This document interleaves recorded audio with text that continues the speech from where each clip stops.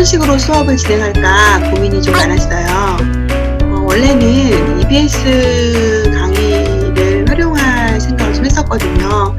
아무래도 선생님보다 좀 더 굉장히 프로페셔널하게 설명을 잘 해주시는 그런 강사분들이니까 좀 더 효과적이지 않을까 고민을 좀 했었는데, 그래도 여러분과 앞으로 수업할 사람은 선생님이니까 우리 학교 학생들한테 맞춰서 PPT를 만들고 그걸 중심으로 녹음을 해야겠다 이렇게 생각을 하고 막상 처음에 시작을 했더니 화면 앞에서 이야기하는 게 지금도 그렇지만 너무 어색하고 불편한 거예요. 그래서 내가 이게 잘하는 걸까 중간중간에 계속 고민도 많았는데, 여러분들이 그 과제에 피드백 해준 여러 친구들의 너무너무 고마운 격려들이 굉장히 큰 힘이 됐어요. 이제 거의 이제 온라인 강의를 마무리해 가는 이 시점에서 그 친구들에게 고맙다는 이야기를 정말 꼭 들려주고 싶어요. 그리고 여러분들 피드백 중에 그 출석 계약했을 때 수업 방식에 대해서나 수업에 대해서 굉장히 이제 기대를 갖고 있는 여러 친구들의 이야기가 있어서 좀 더 책임감을 가지고 무거운 마음으로 수업 준비를 잘 해야겠다는 생각을 했고요. 이제 그럼에도 좀 걱정되는 부분은, 우리가 이게 정치화법은 많은 친구들의 서로 간에 의견을 나누는 그런 모둠식 수업이 굉장히 중요한데, 이 코로나 때문에 부득이 다들 입을 꾹 다물고 마스크를 쓰고 묵묵히 개별 활동이나 강의식 수업으로 진행을 해야 될 것 같아서 그 부분이 염려가 되고, 그래서 최대한 그럼에도 어떻게 하면 수업을 잘 진행해 볼 수 있을까 선생님이 계속 고민해 보도록 할게요. 또 다른 친구들의 의견 중에 정치화법 수업이 좀 더 현실적인 이야기들을 많이 했으면 좋겠다 하는 그런 의견들이 있었는데요. 그 부분에 대해서 첫 번째는, 이게 아무래도 모든 사람에게 이제 오픈되는 유튜브에 올라가는 강의다 보니까 그런 오픈에 대한 부담감이 있었던 것이 사실이고요. 또 한 가지는, 이게 뭔가 친구들끼리 모여서 카페에 앉아서 정치 현황에 대해서 이야기하는 그런 것이 아니라 수업이기 때문에 정치학의 이론에 바탕을 두고 중립적인 입장에서 설명을 선생님이 해야 되는 그런 의무가 있어서 또 그랬던 부분들도 있어요. 하지만 여튼 여러분들의 의견을 잘 수렴하여 최대한 그러한 부분들을 잘 반영하도록 선생님이 남은 기간 동안 고민을 많이 해볼게요. 자, 오늘 하려는 내용은 민주국가의 정치 과정이에요. 교과서는 좀 뛰어넘어서 83에서 86페이지고요. 이게 좀 2단원 초반은 아무래도 만나서 수업을 해야 될 것 같아서 좀 뛰어넘었어요. 그러니까 교과서 가지고 있는 사람들은 83페이지를 보고 따라오면 되겠습니다. 자, 그러면 수업을 시작해보죠. 2020년 5월 6일 신문기사 중에 일부고요. 정 총리는 어떤 회의를 주재하면서 이렇게 얘기하고, 정부가 국민들의 의견을 수렴해서 생활 속 거리두기 지침을 발표했다. 그래서 제한적으로 문을 열고 등교 개학도 13일 고등학교 3학년을 시작으로 일주일씩 순차적으로 이루어진다. 자, 여기서 보면 국민들의 의견을 수렴해서 이러이러한 정책을 마련해서 실시하겠다. 이런 게 바로 요 안에 들어있는 내용들이 바로 정치 과정이거든요.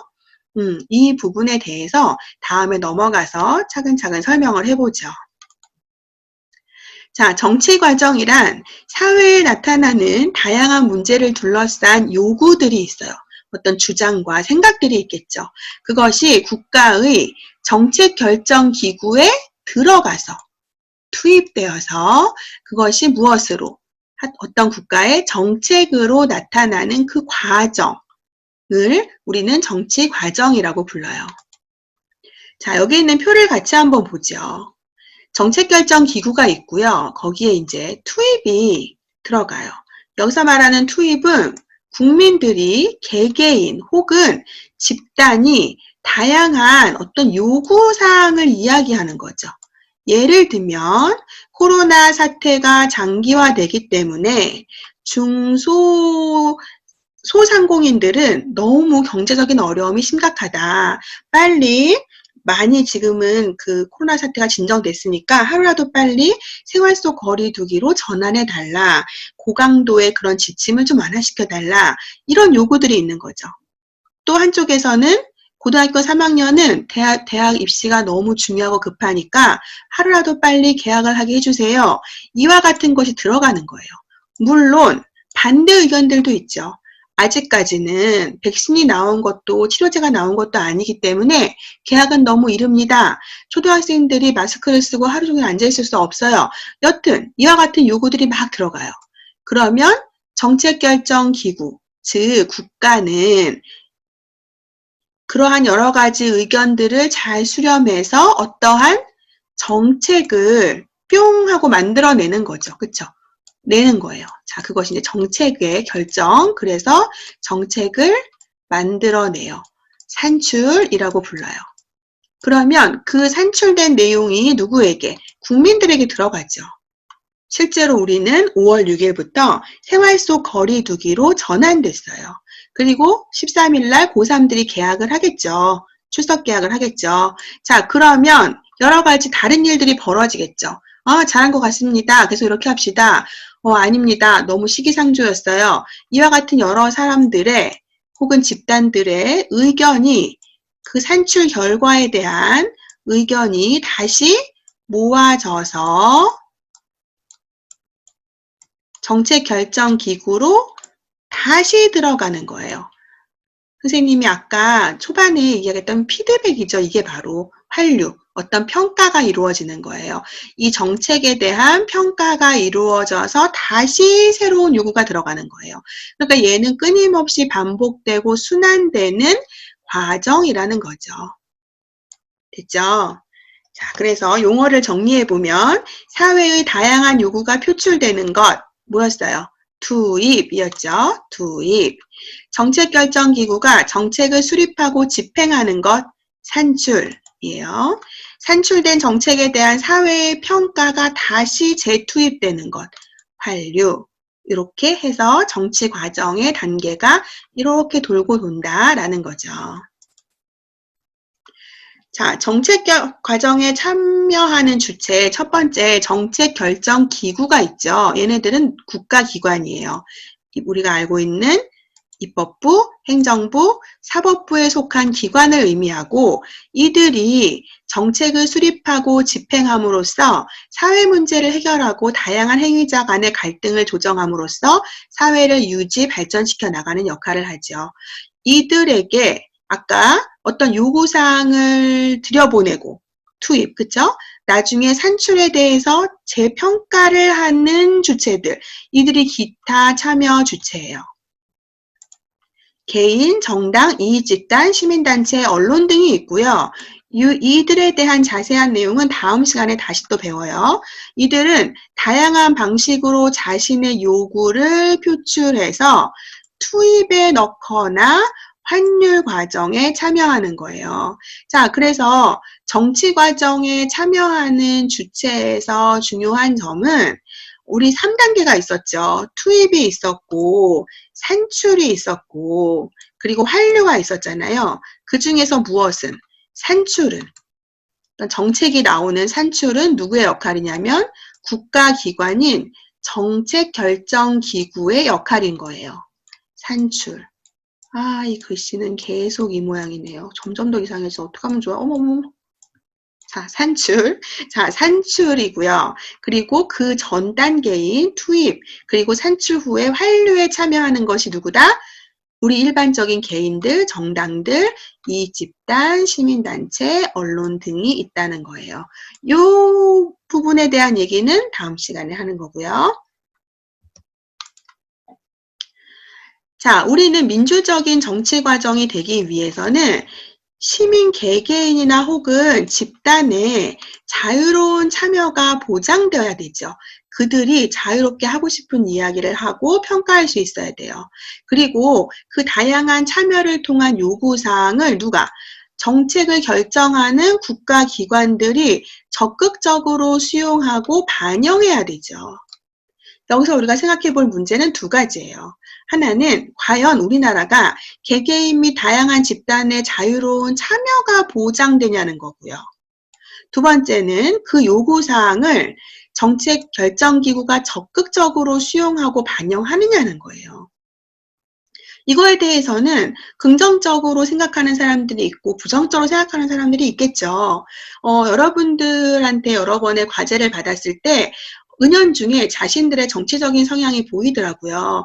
그중에 이제 한 친구가 썼던 글 중에 기억에 나는 것이 우리가 국민들이 청원을 하는데 그것이 청원은 자유롭게 할 수 있지만 실제로 반영되어서 정책 결정기구를 통해서 잘 반영돼서 요구를 들어주는 것 같진 않다라는 비판의 글을 쓴 친구가 있었거든요. 좀 기억에 나는데 여튼 이것은 자신들이 한 번쯤 생각해 보면 좋을 것 같아요. 우리는 과연 그런 개인이나 집단의 요구를 자유로운 요구할 수 있는 자유로운 참여가 보장되는가, 그리고 그 요구했을 때 그것을 정책 결정기구가 적극적으로 반영하려고 노력하는가 라는 부분에 대해서 각자 한번 자신의 생각을 정리해 봅시다. 자, 우리는 먼저 그 어떤 정책 기구가 무엇인가 요구를 듣고 그것을 실행해 주기에 앞서서 우선 우리가 잘 참여를 해야겠죠. 그렇죠? 정치 참여는 굉장히 중요한 의미를 가지고 있어요. 정치 참여는 시민들이 정책 결정에 영향을 미치려고 하는 자발적인 모든 활동을 의미하고요. 정치 참여가 갖는 의의는 굉장히 중요하죠. 그 첫 번째는 우리가 간접민주정치, 즉 대의제죠. 대의제의 한계를 보완하는 역할을 해요. 대의제라고 하는 것은 우리가 대표를 뽑아서 그들이 정책을 결정하는 거잖아요. 그러기에는 위해서 우리가 어떤 적극적인 요구를 하고 끊임없이 감시하는, 평가하는 활동을 함으로써 그 대의제의 한계를 보완할 수 있다는 거죠. 두 번째는 민주주의의 원리인 정치적인 평등과 다수 지배의 원리를 실현하는 의의를 갖고, 그리고 뿐만 아니라 국민들이 적극적으로 무엇인가 요구해서 어떤 정책이 나왔어요. 그러면 그 정책은 굉장히 옳은 정책이라고 사람들이 판단하게 되죠. 즉, 그 정책에 대해서 정당성을 부여하기 때문에 굉장히 빠르게 잘 정책이 집행될 수 있게 되는 그런 역할을 하고요. 그리고 네 번째, 잘 들어보지 못한 표현일 거예요. 시민들의 무엇을?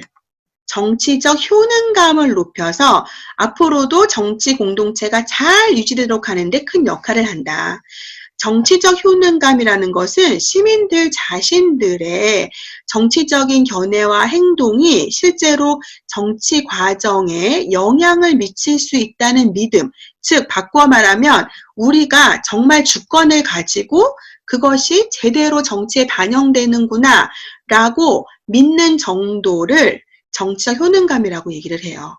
자, 시민들의 정치 참여가 활발해져서 그것이 잘 정부에 전달되어서 올바른 정책이 나오면 그 과정을 통해 시민들은 정치에 무관심하지 않고 무엇을? 정치적인 효능감을 높이게 된다는 거죠. 그래서 앞으로도 정치가 잘 돌아갈 수 있도록 하는데 큰 역할을 한다는 거예요. 그래서 시민들의 정치 참여는 이런 이유들로 인해서 굉장히 중요하다는 거죠. 두말할 나위가 없어요, 사실은. 가장 기본적인 선거에 참여부터 시작해서 보다 적극적으로 어떤 청원을 하는 것, 잘못한 것에 대해서 비판하는 것, 1인 시위를 벌이는 것, 이런 것들이 전부 다 굉장히 사회를 그리고 정치를 건전하게 발전시키는데 큰 영향을 준다는 거예요. 자, 그래서요, 다음 글을 한번 같이 볼게요. 자, 굉장히 유명한 일화인데요.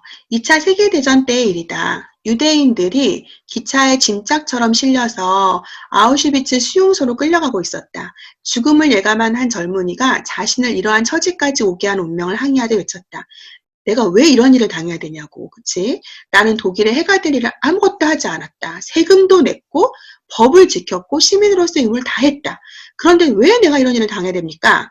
라고 했더니 사람들은 다 조용해졌고 모두들 그 젊은이의 분노와 절망에 동감하는 듯 했어요. 그때 한 노인이 이렇게 말했죠. 바로 그대의 잘못이 무엇이다. 아무런 일도 하지 않았기 때문에 우리가 죽는 걸세. 히틀러가 그토록 많은 죄를 저지르는 동안 그대와 나는 침묵했다는 거죠. 정치 과정에 아무것도 참여하지 않은 채 의무만을 다했다는 거죠. 그래서 오늘 우리가 여기에 있게 된 것이지. 자, 우리 앞에서 배웠던 정치 참여의 중요성을 아주 잘 보여주는 짧지만 강력한 일화라는 생각이 들어서 소개해봤어요. 자, 오늘 우리는 민주국가의 정치 과정에 대해서 공부했어요. 이제 퀴즈를 풀고 텍스트에 제시된 링크에 들어가 과제를 해결한 뒤에 제출해주세요. 과제 제출은 출석 확인용으로 활용됩니다. 수업 내용 중 일부를 무단 캡처해서 배포 전송할 경우 저작권 침해 또는 초상권 침해에 해당할 수 있기 때문에 주의해주기 바랍니다. 자, 우리 이제 정말 만날 날이 얼마 남지 않았네요. 모두 건강히 있다가 얼른 만났으면 좋겠습니다. 자, 오늘도 수고했어요.